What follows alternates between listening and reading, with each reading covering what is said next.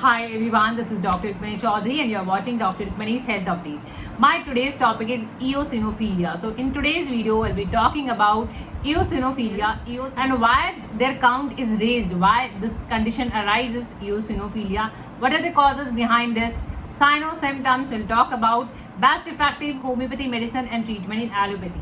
So I request you to watch complete video for complete information. If you're watching first time, please like, share and subscribe my channel for further notification. If you want any video like related with any disease or particularly about any problem, any rare disease, any disease or homeopathy medicines, so you can drop your comment below. Begin eosinophilia.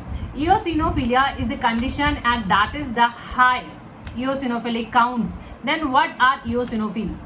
Eosinophils are type of WBCs, means type of white blood cells, and white blood cells you must be knowing for the the immunity purpose. They play a crucial role in immunity, fighting back of any kind of infection. So these are the kind of WBCs and their basic function, their main functions are there are two basic and crucial functions that they do. One is promoting inflammation and second fighting off with foreign bodies and foreign particles or like parasites. So let's talk about the inflammation first. What is the role of eosinophil in inflammation and why this is required? See, inflammation is a kind of condition that is that separates the body parts that limit the infection. So inflammation is a kind of mechanism that control the disease and that separate the body, does not allow the infection to spread the body.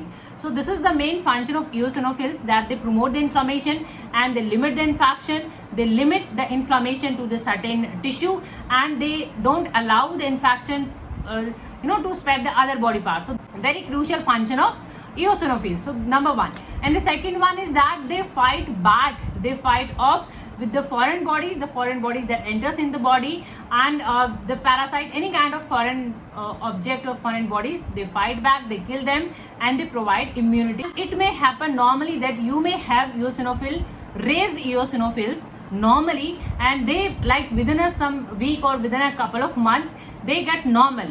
But if it is a concern that they are constantly raised and you go for repeated blood test and they are constantly raised, then this can be the alarming sign. The normal count of eosinophil, then see the normal, there is a 0 to 6%, they contribute 0 to 6% of the total WBCs, total white blood cells, and there's a unit that these are like 0 to 500. If we talk about the absolute eosinophil count that is required in these kind of cases, if your eosinophil count is raised, then your doctor can ask you to go for a absolute eosinophil count. So that is like 0 to 500, there is a unit. So in that case, if it is within that, then this is a normal, and if these are like more than 500, then this is like eosinophilia. Your eosinophil count are raised. And if it is more than 1500, then this is called hyper eosinophilia, means this is the alarming sign that you need your doctor, you need to see your doctor right away. Types of eosinophilia. The types, there are the two categories, and if we segregate them, so there are two categories. One is blood eosinophilia and the other is tissue eosinophilia. So if they are raised in your blood, then this is called blood eosinophilia, and if they are raised to particular part of the body or particular tissue and a particular site, at the particular site, then they are called tissue eosinophilia. So blood eosinophilia, randomly when you go for a test and you get your CBC done, complete blood count, so and you find that you are having your eosinophil raised, so in that case this is a kind of blood eosinophilia. The other one is like tissue, like you are having any kind of infection, there is a mucus, you are having the nasal mucous membrane, there is an inflammation and you go for a test and there is a swab, nasal swab, mucus is studied, so there is again eosinophil raised. So these are like tissue eosinophilia. Causes part, like why this happened and what are the causes behind this. This is very important part, that what causes them. We have to find out the underlying cause.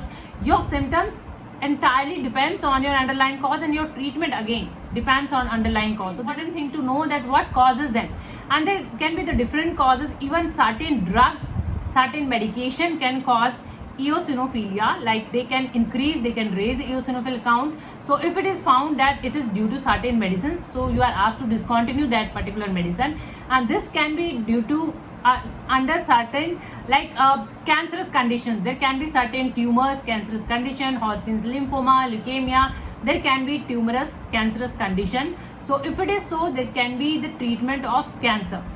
And these can be in certain infection. There can be parasitic infection, there can be fungal infection. So again, treatment is given accordingly. Even if you can have like a sinusitis, or you're having, this can be due to the asthma, or this can be due to allergic reactions. There can be allergens, skin allergy can be there, atopic dermatitis, asthma. So these conditions can be there. There can be certain disease like Crohn's disease. There are certain syndromes that can contribute, that can lead to eosinophil raised. And toxins, and there can be other condition as well depending on the patient's history, patient symptom. So the symptom part, like what symptom you have when you have these kind of conditions.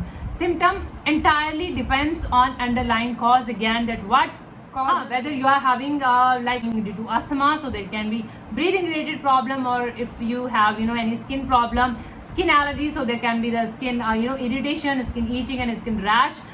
These symptoms can be diarrhea can be there if it is due to parasitic infection. So again, your symptoms completely depends on the causes part, and we have to find out the cause obviously, and accordingly we have to collect all the symptoms. Right approach for the right treatment is the treatment part.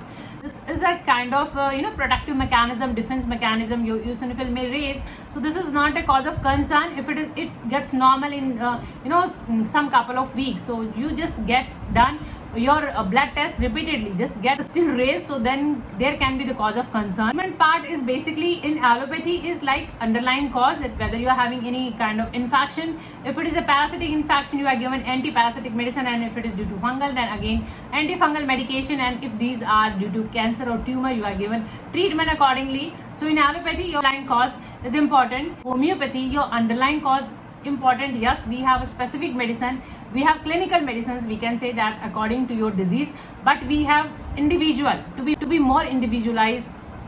There are the individual medicines that is based on according to your case, and constant monitoring is required. Constant monitoring of your eosinophil count is required. So in homeopathy, what matters is your guiding in your case, what is indicating symptom in your case, how is your history, what is the totality of symptom, what is your age, physical makeup, constitution, your mental health, physical health, generalities, your liking, cravings, everything matters, and we have to collect. We have to take individual case. Phosphorus is known for its hemorrhagic tendency, like you are having bleeding tendency, so you can have allergies, you can have the skin problem. In a hemorrhagic bleeding tendency, you are having epistaxis, there is a nose bleeding, and this can take phosphorus, help of phosphorus. And phosphorus patient usually crave for the cold things, for the icy cold things. So if these are the symptoms, you can take phosphorus. These are clinical preparation, you can even buy a smaller quantity, and the color can differ, the place you belong, and even the form can differ. You may have even pills form, so it's completely okay to have whichever form you have, whether it's pills or tablet or in the liquid form, whichever form. Just try to match your symptom with the medicine. This is the phosphorus one. So just take, if it is in the dropper form, just take 1 or 2 drops with the help of dropper directly on tongue. And all these medicines link you may find in description box below. You can buy medicine from there, as these are homeopathy medicine. You cannot find these medicine on general medical store, general pharmacy. Allen A85 is prepared from the onion. So as when you peel onion, you may have watery eye or your nasal discharge. So the concept is same, drawn from there, that in Allium cepa, this is prepared from the onion. In Allium cepa, you have acrid coryza, means your nasal discharge is burning, and you are having blend lacrimation, means you have lacrimation as well. There is a watery eye, you have watery nose, and there is a headache, and more complaints are of the left sided. So this medicine is the left sided, and you have all left sided problems. So you can use this medicine if these are the symptoms. Even in hay fever, Kali bichromicum is specific for in sinusitis cases.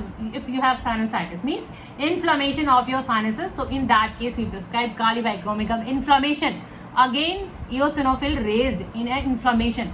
So this is given particularly in cases of sinusitis when there's a the mucus is ropey, gelatinous, means some patient even complain that they cannot even take out that mucus doesn't come out, that is very sticky, ropey, gelatinous.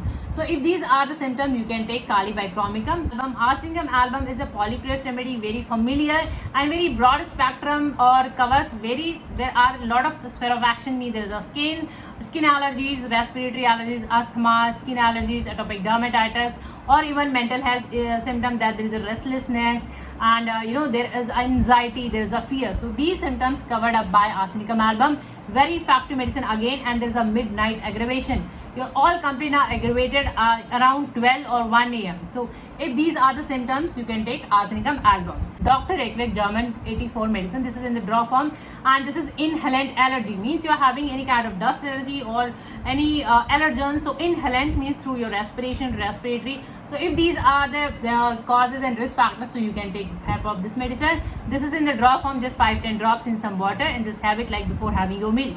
There is another medicine, that is Drosera. Drosera known for its whooping cough, barking cough, and you even cough while even talking, while even lying on the bed.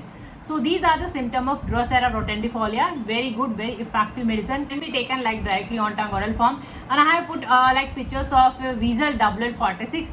That is Eosinophilia drops and Allen A85. Again an Eosinophilia drop. But don't buy all the medicine. Not needed.